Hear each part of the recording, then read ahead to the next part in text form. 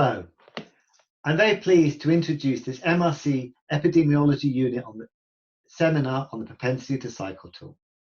I am James Woodcock at the MRC Epidemiology Unit, and I am one of the academic leads on the Propensity to Cycle tool project, along with Rachel Aldred, Anna Goodman, and Robin Lovelace. We're very lucky to have Rachel and Anna speaking today. The PCT was funded by the UK Department for Transport and is now widely used by local authorities deciding where to invest in cycling. Rachel is going to be speaking first. She's a reader in Transport Studies at the University of Westminster, and she will be introducing the PCT and talking about how some organisations have been using it. Then Anna, who's a lecturer at the London School of Hygiene and Tropical Medicine, will go into a bit more detail about the PCT, in particular on the new methods we've recently introduced to calculate the health benefits and develop the near market scenario. So over to Rachel. So I'm going to talk for about 20 minutes or so to introduce the Propensity to Cycle tool and to give you a flavour of what the tool looks like, the kind of things that it can do, including talking about the interface, but also the data that you can download from the PCT. So why did we develop the PCT? And I think here it's important to set in context of a planning problem that many of you will be very familiar with. Many of our tools that we used to plan the transport system, many of our models, were developed in the 1950s onwards and were very much focused around planning for motor traffic, to a lesser extent planning for public transport. And planning for walking and cycling was largely neglected. And so now we come to find ourselves trying to enable more walking, more cycling, but often without the tools that would help us to do so. What we've often done in countries without much cycling is to build cycling infrastructure where it's easy to build. But this doesn't necessarily mean you're building in the right place. You might just be building places where there's a bit of spare space, where no one will complain too much. If you're lucky enough to live somewhere, for instance, within the UK, you might think of Cambridge, where there happens to be quite a few cyclists, at least you can build where you see lots of people cycling currently. But that's not generally the case. And even if it is, then you don't necessarily know that cycling growth will happen in the same place that you have current cycling. For most parts of the UK and many low cycling countries and cities, you don't see that much cycling, so it's very hard to know where the key desire lines would be. If we had growth in cycling, where would we expect it to happen? What particular routes, what particular areas might be the hotspots? Really, we want to build where there are lots of potential cyclists, but of course you can't see potential cyclists going past your window. So hence the Propensity to Cycle tool approach. What we're trying to do is to estimate, visualise and look at where potential cycling exists, cycling potential. If, as we hope, we see more cycling, where will it happen under different scenarios of change? So I'm going to talk through how we initially developed the PCT. These methods have to some extent been superseded, but they give you a sense of how we went about solving the problem. So in England and Wales, we have census data every 10 years, which provides us with origin destination data from home to work. Now, this is really crucial for a tool like the PCT, which is doing spatially detailed analysis. So the census 2011, the latest census we have, has travel to work for basically pretty much everyone who commutes, by mode, by sex, and initially we were working at what we call a middle super output area. It's a census geography, about 7,000 or 8,000 people. So the table below sort of gives you a sense of what this data looks like. Obviously there's an awful lot of it. For each line we have an origin and a destination, and we know how many commuters, and we know the modes that they say they used. What we also have, by running these origin destination pairs through an algorithm, a routing algorithm called Cycle Streets, we get information about the routes that they might be taking. And we get the distance of those routes, and we also get the hilliness of these routes. And this is quite important, because we know that cycling, whatever context you're looking at, cycling is closely tied to distance and to hilliness. So even in places like the Netherlands with lots of cycling, not many people are going to cycle a 20-kilometre trip. On the other hand, an awful lot of people will cycle a 2-kilometre trip. So what we started off doing with the PCT in building the model that underlies it is to model current propensity to cycle as a function of the distance and hilliness of these various origin destination pairs. So the likelihood that somebody would cycle based on the distance of their trip, based on the hilliness of their trip. And you can see on the right there that our model, the distance-based model, closely maps the observed data. So there's a little jump and then it declines. But even at 20 kilometres, you do still see some people cycling, not many, but it doesn't go to zero.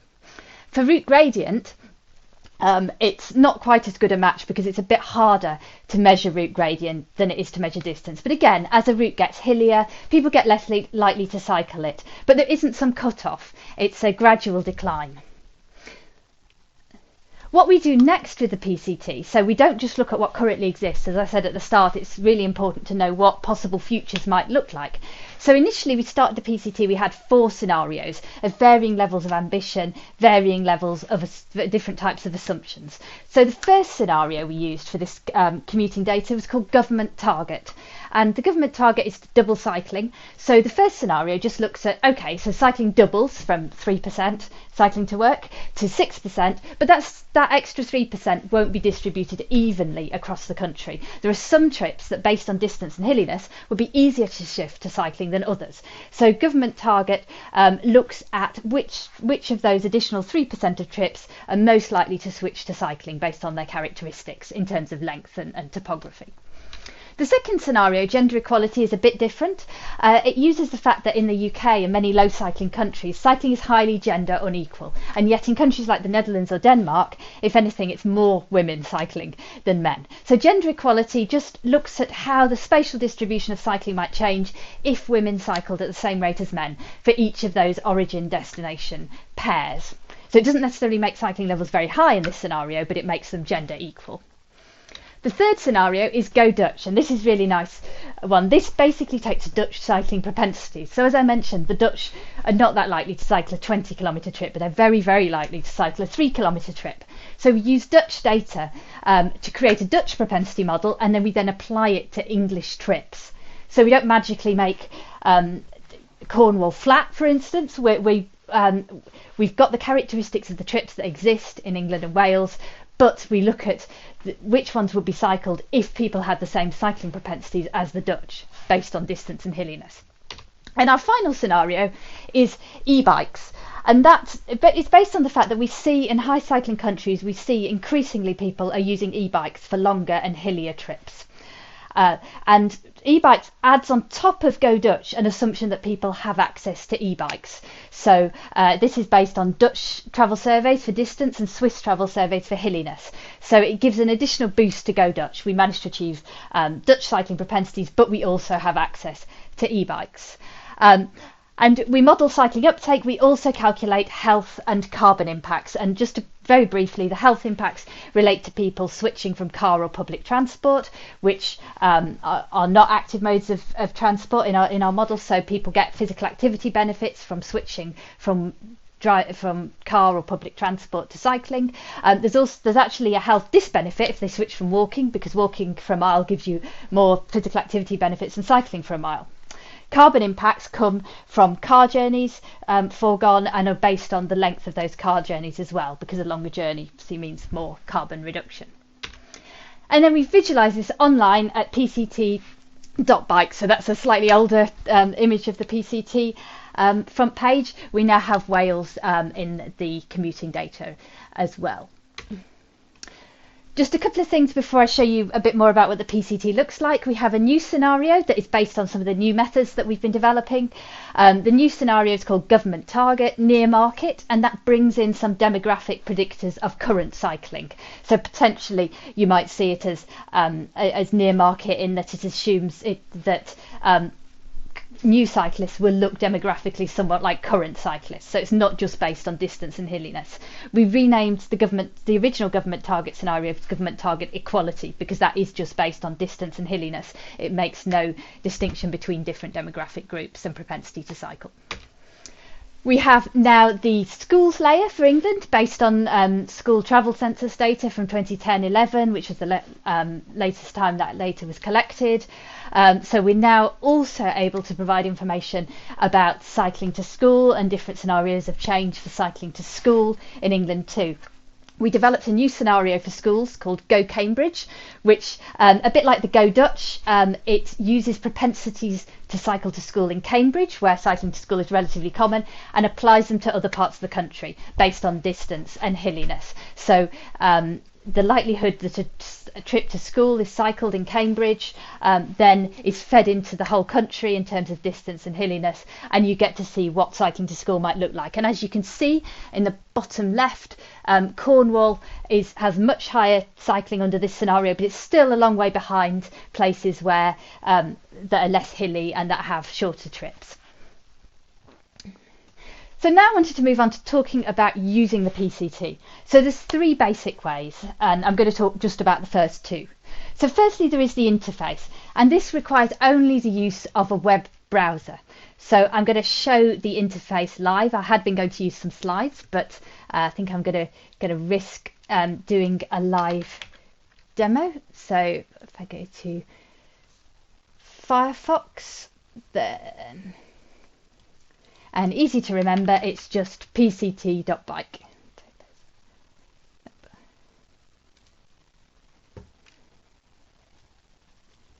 Okay, pct.bike. So what you see first when you go to pct.bike is the front page. So this isn't the PCT, this just gives you a national picture, and you can look at different parts of England, you can look at Wales under different scenarios.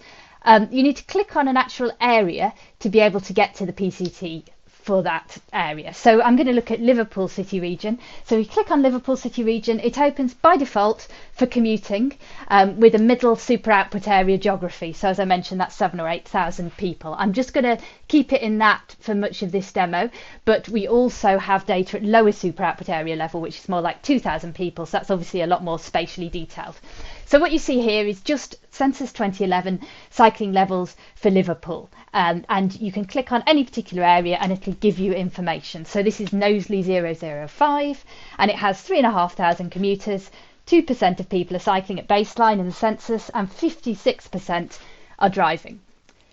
If we put on a scenario, for instance here, the Go Dutch scenario, you can see how, if commuters in Liverpool City Region was likely to cycle to work as the Dutch based on the distance and hilliness of those trips, you can see what it would look like. Really quite different.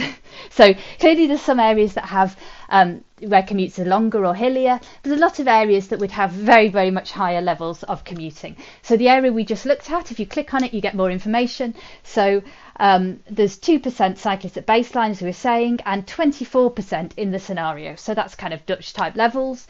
The change in drivers is nearly 400. So you could see that around half that additional cycling is coming from driving. So it's probably worth saying something about how we assume trips shift. So we're not assuming that everyone shifts from the car, for instance. The assumptions are based on how people are currently travelling for the origin-destination pairs that we're modelling as shifting. So if most people already drive, most new cyclists will come from driving. However, if you're in a dense city centre area and you've got a lot of public transport and walking, then you'll get quite a few trips coming from those modes as well. So we assume that the current mode split is reproduced in terms of where people are coming from for those for each origin destination pair. You've also got additional information here. You've got health information, so you've got change in years of life lost per year, which is based on the physical activity benefits of cycling uptake, mode shift, and the change in days of sick leave per year based on the fact that regular cyclists take fewer sick days. Here you've also got the change in CO2 equivalent tonnes per year just for that middle super output area. So there's a lot of information about each of those little areas that you can look at. But the PCT doesn't just look at areas, of course. We've got origin destination data that we can map, and we can look at desire lines. So if you look at the drop down, you can change the cycling flows from none to straight lines.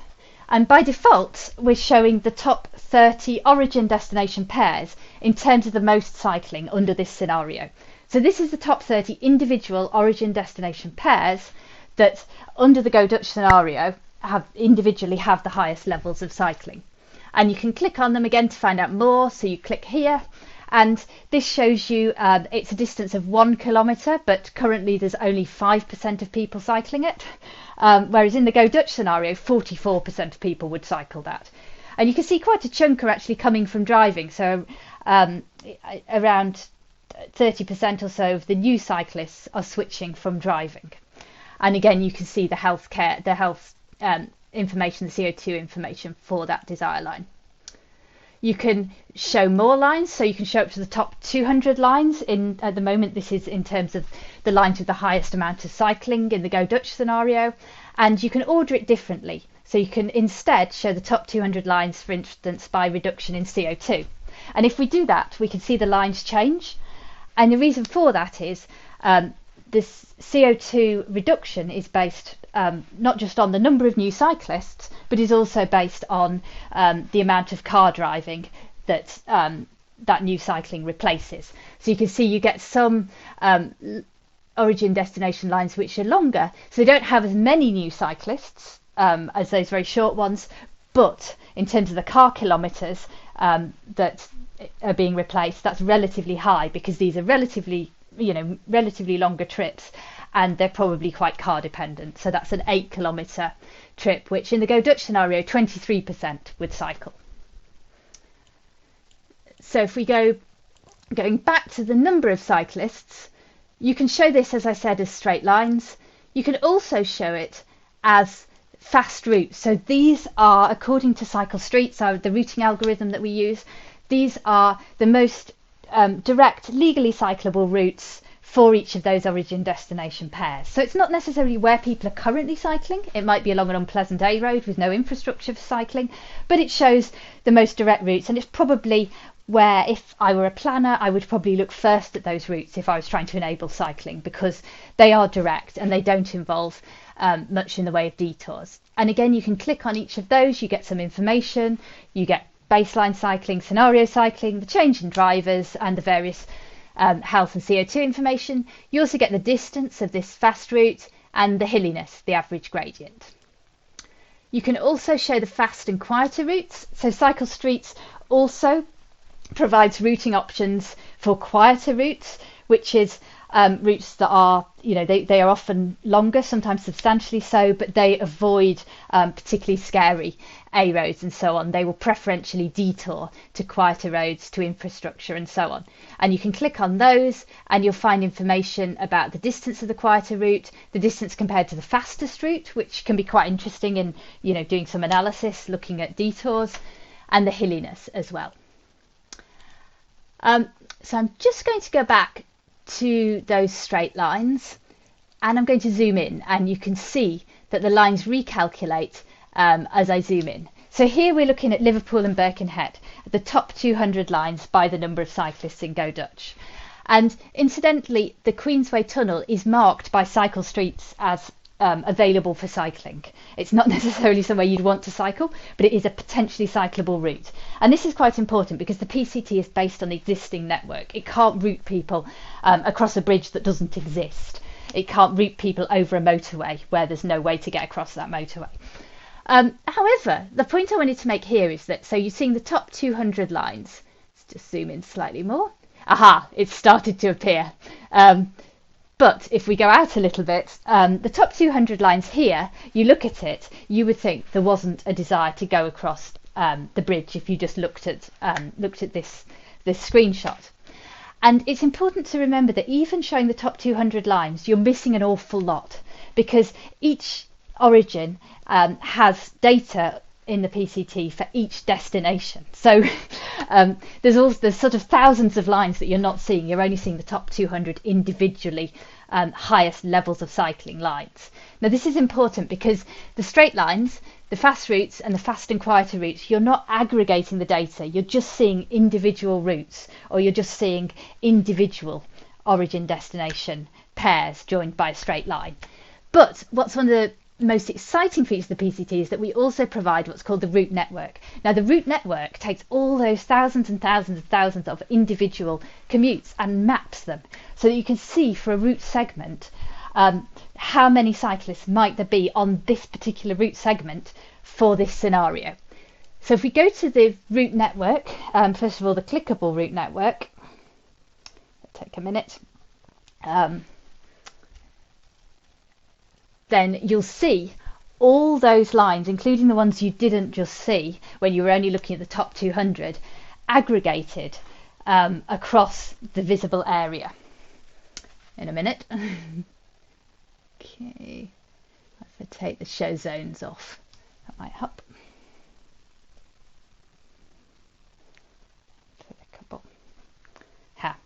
This is live demos for you.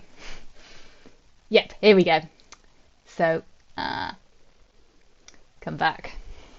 So what you were seeing, it'll come back in a minute, was the fact that across the Queensway Tunnel, actually under Go Dutch scenario, there is a lot of cycling potential. But if you look at individual routes, even individual 200 routes, you don't get that same picture. The thing is that there are an awful lot of other origin destination pairs that do cross the river, that don't necessarily individually have very high numbers, but when you aggregate them all together you get the high numbers. So here we can click on it and we can see that, okay, there might only be 120 cyclists going across here at the moment. They may well use the ferry rather than the tunnel, but under the scenario it rises to 1500. So just looking at the individual lines doesn't give you that picture. The route network is a very powerful feature.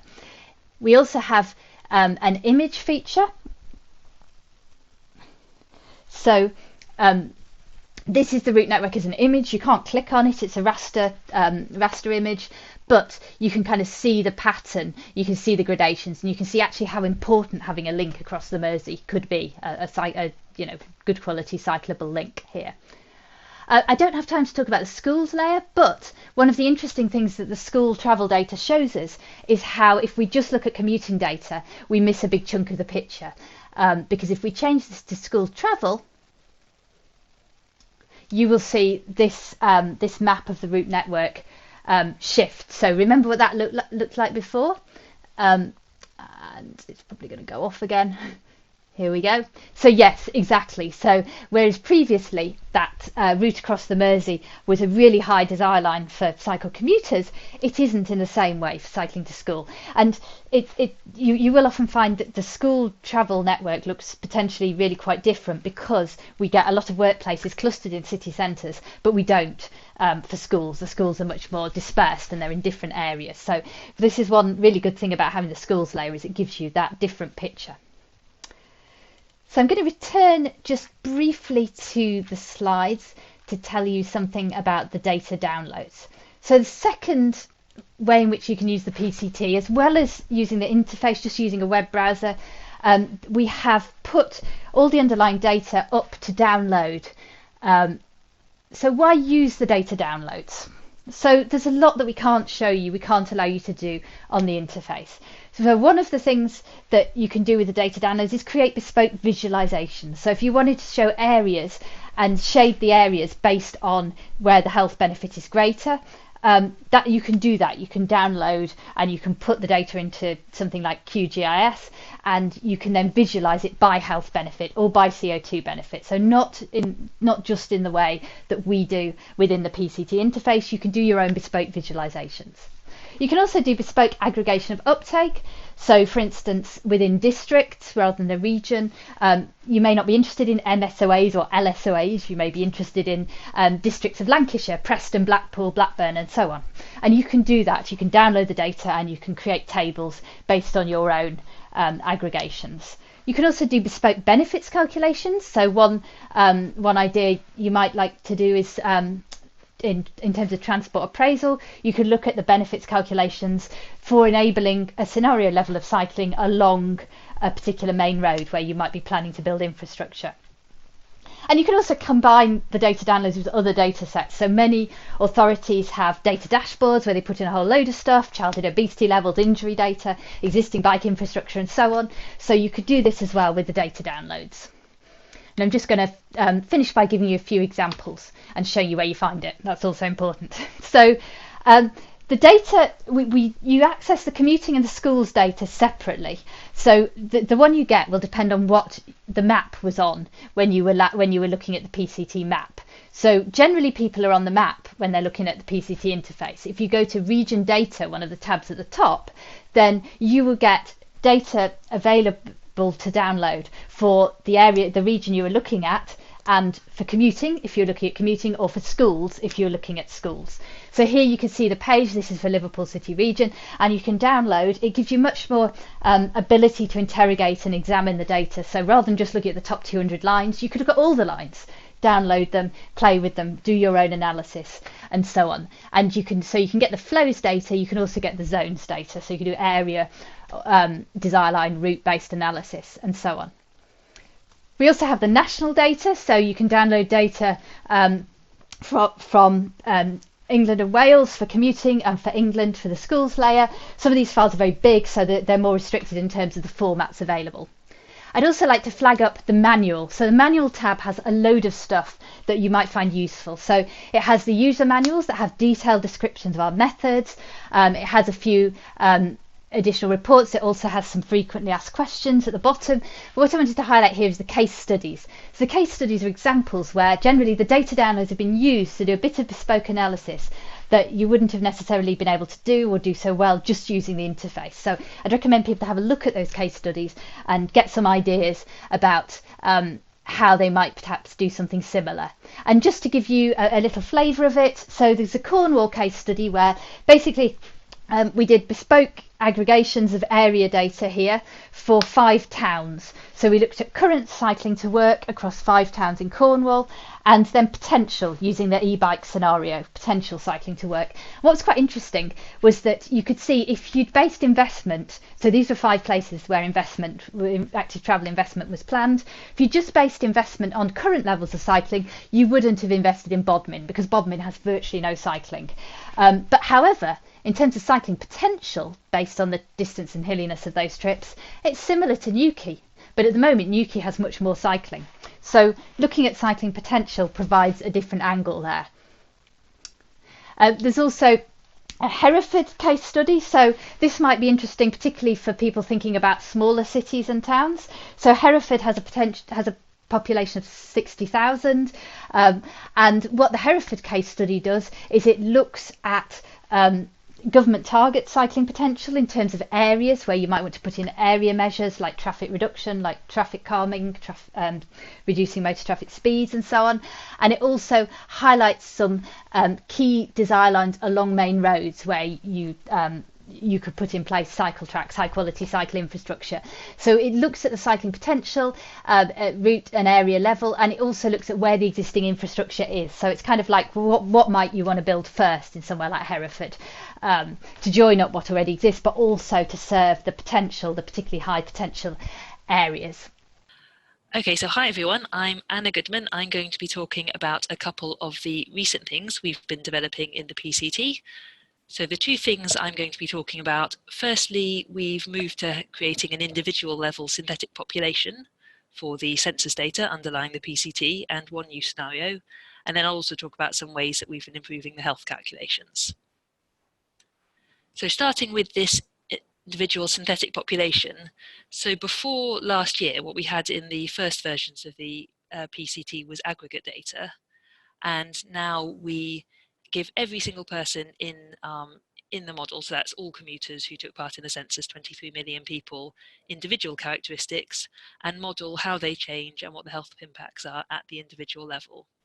So just to quickly explain what that means, previously with the aggregate data, what we had looked like this. So there was a home area, people travelling to a workplace area, area B, and all we'd say is that of the people doing that trip A to B, there were 5 people, 3 of them walked, 2 of them drived, and we did our modelling at that level. Now we are using additional census information to say, same 5 people going from A to B, but each person is modelled individually. So the first person walks and they're a female aged 16 to 24. Next person has also age and gender. So every person has individual characteristics. We then, on top of age and gender, which are known perfectly, so the census actually releases this data about, in a safeguarded way, about mode, age and gender, we also add in stochastically data on whether the person owns a car or not and what their ethnicity is. So that's what makes it go from being an actual population to synthetic, because it's not capturing perfectly the reality of people in 2011 and becomes instead a approximation of their characteristics. How car ownership and ethnicity were added was in a sort of two-stage or multi-stage process. You started with the observed census data. You then, from elsewhere in the census, knew that of those 5 people, you don't know exactly who does what, but you know 2 of them had no car and walked. 1 of them walked and had a car, and 2 of them drove and had a car in this example. And stochastically, you match that in. So what you can see is if the 2 people who drove, they both had a car, so that is actually in this case known. In terms of which of the people who walked, 2 had no car, 1 had a car, we don't know which way round those are. So instead, that's the stochastic part, we assign it probabilistically. One option you could imagine would be to say, well, we'll just say it's a third chance. You know, there's 1 person with a car, so we'll just say it's a third chance to each of those 3 people who walk. We do it a bit more sophisticated because we take into account that as people, in this case, as people get older, they are more likely to own a car. So although it wasn't deterministic that the oldest person would have the car, there was a higher chance that the car would match to the older person than to either of the younger people. But it could have gone the other way, and in different matches it would have been different. So then we've added probabilistically information about car ownership, and then similarly with ethnicity, we know something about the 5 people in terms of their ethnicity, and we assign those characteristics to our synthetic population, such that what one ends up with is you're not perfectly capturing everyone's actual characteristics, but you are getting the correct distributions of ethnicity and car ownership by age and sex. And so on an aggregate basis, we think it captures the real population fairly well. So this is our synthetic population. It's now the basis for all the scenarios, including the old ones like Go Dutch and the government target equality scenario that have existed for several years in the PCT. It's also let us add in one new scenario, which we call the near market scenario. And basically this is, it's a different version of our doubling scenario, sorry, our doubling cycling scenarios. So there's a government target about doubling cycling, and for that reason we initially created the government target equality scenario, in which cycling doubled, but as shown in the table on the left-hand side, the only things that affected who became the new cyclists was trip distance and hilliness. In the near market scenario, we again have cycling doubling overall, but now we say, let's say the probability of cycling also depends on all these other individual and area characteristics, such that the people who are most likely to take up cycling are people who are like current cyclists. That's what we mean by the near market, the idea that a young male is a nearer market than an older female in this new model.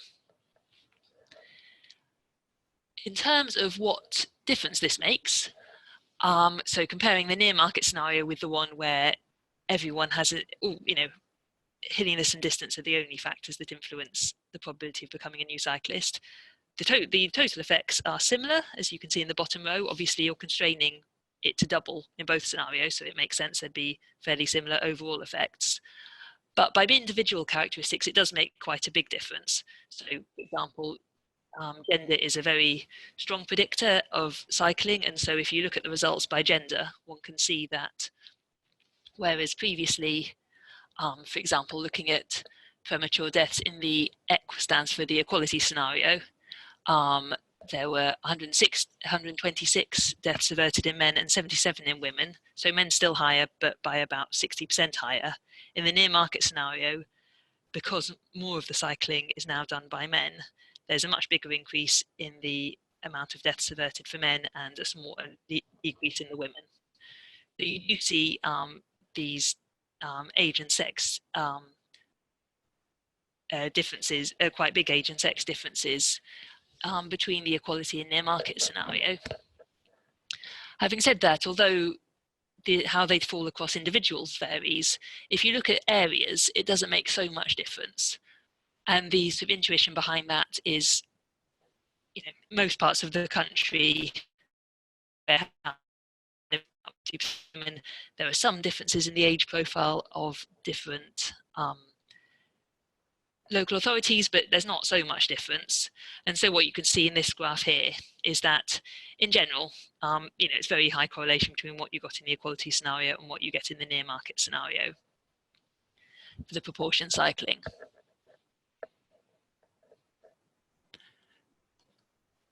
In terms of why we created this new scenario, we had the idea that it would give a better estimate of short-term uptake. It was basically based on feedback of people saying, okay, but we're building cycle lanes, we're hoping they'll be used soon. It will be useful to know where the greatest potential is, not just long-term if we got a Dutch cycling culture, but right now. The disadvantage, of course, it builds into the model the existing inequalities. So it's assuming that young men will always be the people most likely to cycle, which of course, we know from the example of the Netherlands isn't true, that older women in the Netherlands actually are one of the highest cycling groups. And, it isn't really what one wants to aim for. So our suggestion is with near market, use it in parallel with the equality scenario. It's sometimes interesting to compare them and think about why they would differ, but be mindful at least about how much you might be perpetuating inequalities if you rely too much on its results. So on to the second of the things I am going to talk about in terms of our recent developments. We've been doing various refinements and extensions to how we calculate the health impacts. I first want to just talk a bit about how we calculate the health impacts, and then I'll talk about how we've improved this. So physical activity is captured in the PCT in terms of estimates of, as you previously saw, deaths averted and also related measures like years of life lost.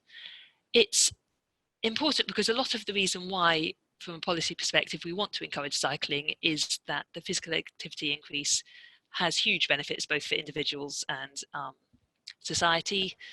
So a lot of diseases, your chance of getting them is smaller if you do more physical activity, and this also includes being less likely to die prematurely. In terms of how we model these impacts, I've kind of broken it down into a 4-stage process. So for each individual in our model, if you remember previously, the female aged 16 to 24 who walks to work, for example, you say, in this given scenario, how much extra physical activity are they doing? So for example, imagining that there's some probability that they're now cycling, and if they're going a longish distance, perhaps they're doing as much as 11.25 METs per week. METs, for those of you who aren't familiar with METs, they're a measure of physical activity intensity. They're used because you can't just say, well, I did 10 minutes of cycling and 10 minutes of walking, so that's 20 minutes of exercise in total, because cycling is more energetic than walking. You uses more energy per minute. So it's a way of combining those two activities and different activities, taking into account both how long you're doing the thing for, but also how much energy it's using. So the MET value for cycling, for example, is about twice as high as it is for walking. And for e-biking, is fairly similar to walking because you get the assistance of the electric motor. So imagine a particular individual who, if you said, well, here's the new cycling you've got, here is the extra e-biking you've got, if it was some e-biking in the e-biking scenario, but taking out the walking that you've now lost, because before you maybe walked your trip, and so that's a loss of physical activity from that's switched to the other. Putting that all together, what's the net change for you? And I'm saying, imagine one person for whom it was 11.25 METs per week, which is about equal to the government target. The next stage is to say, okay, so they've got 11.25 METs of physical activity. What's their relative risk of mortality associated with that increase? And for this, we use published data, which shows that progressively along the curve, as you increase the amount of physical activity you're doing, there's progressive reductions in your mortality risk, and the estimate from this systematic review we used was that this extra amount of physical activity corresponds to a relative risk of about 0.9, so that's equivalent to 1 minus 0.9 is 0.1 or 10%, a 10% reduction in mortality.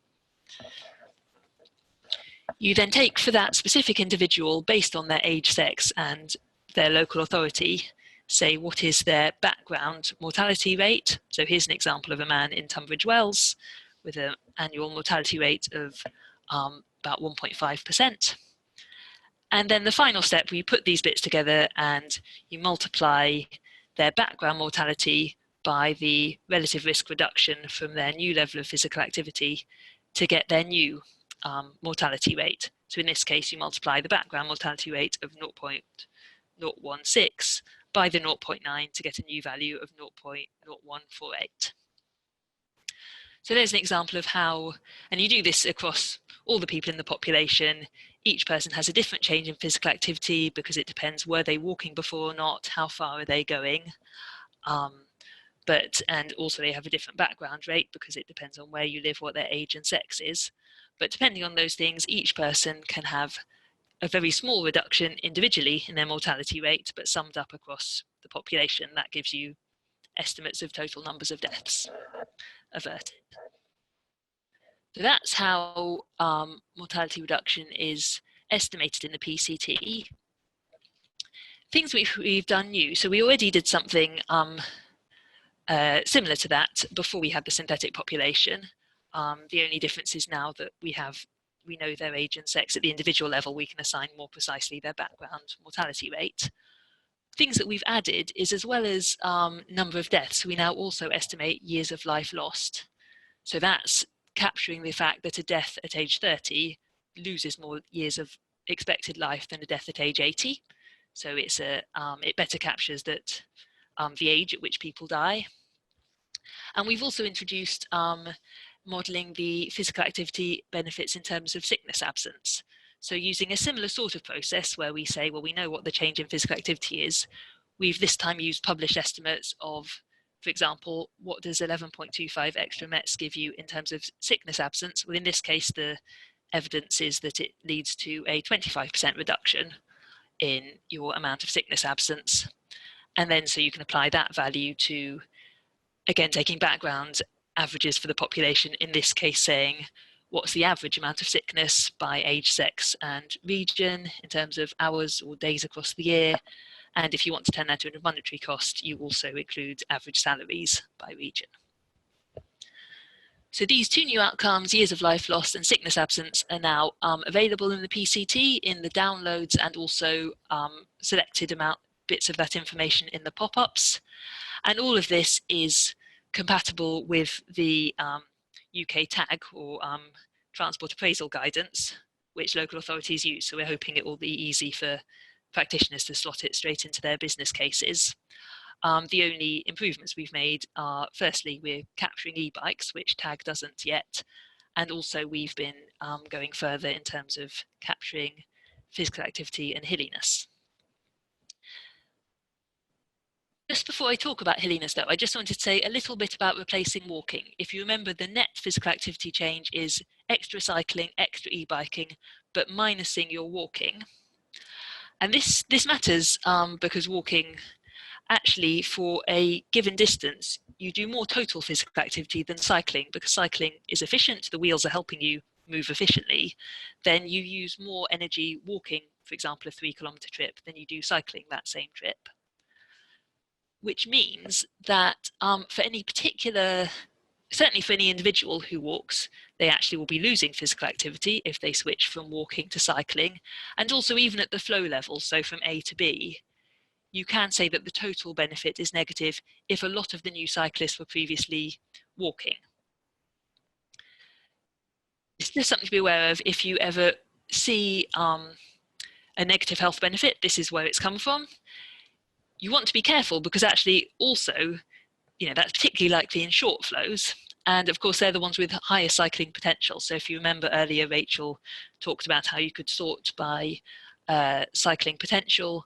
You may also be flagging up trips where actually the health benefits are quite small because a lot of the people previously walked.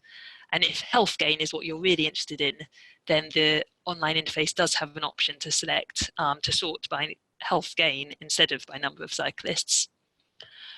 The other thing to flag up is just that this is an example of where us moving to a synthetic population is giving more accurate results, because basically it's capturing the fact that a lot of the people who previously walked are younger people. That's typically the demographic of people who walked, which actually, as it works out, means that the health benefits, when you model it at an individual level, get a bit bigger, because although the basically because changes in physical activity in the young people don't give such a big health benefit in the model, because young people are already quite healthy, it doesn't matter. So, you know, getting a 20-year-old to do more physical activity is good, but getting a 50-year-old to do it is even better in terms of the expected health payoff. So that's just to flag up another sort of rationale of why moving to the individual level for the models has been worthwhile, we think. Going on then to hilliness. This is the last thing I'm going to talk about, and has been some work we've been doing with a lot of help from Tessa Strain at the MRC Epidemiology Unit. So many thanks to her. In terms of how the physics of how a cyclist creates enough power to move, the amount of power they need is a function of the road resistance, so how much friction and push there's the road, the wind resistance, and gravity. And you can see each of these below. You don't need to worry about the details, but each of those components itself is made up of various things, some of which vary by hilliness. So obviously gravity, the in red, the sign of the angle of incline, so basically how slopey it is. If it's a steeper slope, then there's more gravity effect. Also, how fast you're going varies by hilliness and affects these things. So in general, on a steeper slope, you'll be going more slowly, and that also has impacts on how much power you need to move yourself. So we've been trying to take this equation plus various other assumptions. So, you know, if someone's doing a 2-kilometer trip, what proportion of the time of that trip are they spent stationary, for example, at traffic lights? If they're stopped at traffic lights, but then they need to accelerate, well, that needs more effort than being at a steady speed. What do we do about downhill? Putting all these things together, we've been trying to come up with estimates of the impacts of hilliness. And I think, as it says here, we were trying to start from first principles, so taking these equations from the physics of cycling, but we also were trying to work towards getting at answers that were compatible with the published literature. So, what actually is the average speed for cyclists? We wanted to make sure what our model was producing matched up with what was observed in observed studies of cycling, and also trying to get it compatible with our previous PCT estimates, partly because we think the previous averages we used are the best available evidence, and partly because it's inherently nice to have something that's compatible over time in terms of overall estimate of impact. So using these new equations, we ultimately were trying to create marginal nets. So again, that's this measure of activity intensity on two-way average slopes. So this is because in the PCT we know we're modelling commuting to and from. The way we've always dealt with hilliness is to say we're doing a two-way average. So if it's 1% downhill one way, 1% uphill the other way, we'll call that a 1% incline. And we'll look at the kind of average effect across those two directions. And the assumption being that in any given journey you cycle there and you cycle back. And in terms of what the estimates end up looking like, don't need to pay much attention to the numbers, but you can see that as you go down the chart table, the more hilly average inclines, then the amount of energy needed increases. That's no surprise. Also that the speed on the decreases. And so this captures the two ways in which hills use more energy. First, they use more energy per minute because it's harder to go up them. And secondly, because you're going more slowly up them, then something that might have taken you 5 minutes on the flat takes you 10 minutes on the hill. Just as a point of reference, this is the average commuter gradient. So those sorts of values at the average level are roughly similar to what we were plugging in before for everyone. The difference is now that instead of everyone just getting a single average value, instead each commuter gets a different value for their trip depending on the gradient of the trip they're doing. In terms of what difference this makes, so dividing up all the local authorities by how hilly they are, then you can see, firstly, just looking at the old results, so that's the pre-hilliness results, the least hilly areas already had, the outcomes now, this is a health outcome, it's years of life lost per commuter. The least hilly areas had a bigger benefit in the past than, so 13.1 in the least hilly area versus 4.0 in the most hilly area.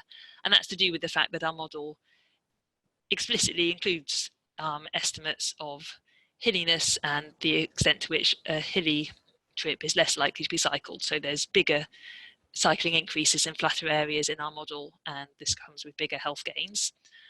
So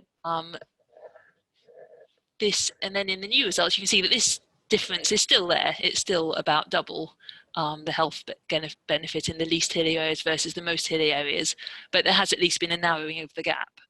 So it's kind of taking account of the fact that yes, hilly areas probably will see less increase in cycling, so less health gain, but at least for those people who do start cycling, they'll be getting more physical activity in the hilly area. So there's some narrowing of the difference there. So to finish, we've now got a individual level synthetic population that we've modelled for the health and health economic impacts, which we think adds value in various places, making the results more accurate. This individual level data also enables us to create new scenarios, which include individual characteristics, of which the near market scenario is the one we've implemented so far. In terms of physical activity and health impacts, we are now doing mortality reduction using individual age and gender, because we again have our individual model now, and then we compare that to how much extra physical activity people have done to scale up or down that background mortality rate. In a similar way, we are now newly introducing sickness absence, with the difference being that what we're scaling up and down isn't your likelihood of dying, but instead your average amount of sickness absence and the earnings loss associated with that. And finally, we now include hilliness in the physical activity calculation, which we hope gives a more accurate estimate of the benefits of increased cycling, and particularly maybe interesting to those local authorities which are in hillier areas. I think that's all for me. Thank you all for listening.